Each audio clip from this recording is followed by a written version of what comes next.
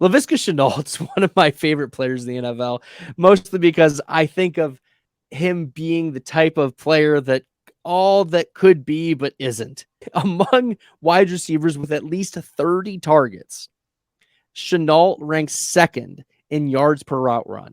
He is explosive on the field.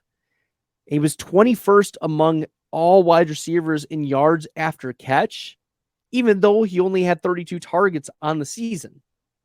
And he was 9th in PFF receiving grade.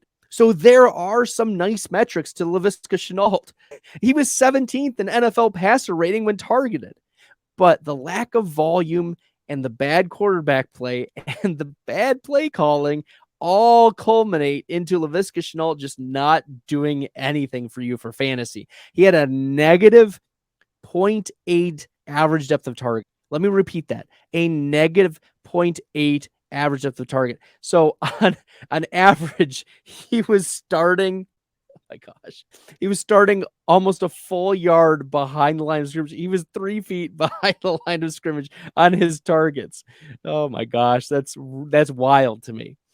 Even with all of that in mind, Laviska Shenault finished as a flex play or better 9.5% of the weeks.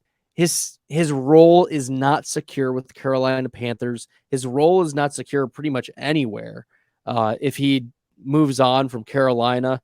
But he played about 50% of his snaps in the slot. And if the Panthers say, you know what, you played well, you had some nice efficiency metrics, let's see if we can get you more volume. We're not going to replace you. I think Laviska Shenault is, and we see a quarterback upgrade. Laviska Shenault is a player that I'll be willing to cycle through at the back end of my drafts just to say, hey, you know what? I know you haven't produced, but you have some draft capital in your past, former second round pick, and you have some nice efficiency metrics. So while it didn't materialize into fantasy points, I still have a soft spot in my heart for Laviska Shenault. If you like the content and find it helpful, make sure you hit that red subscribe button.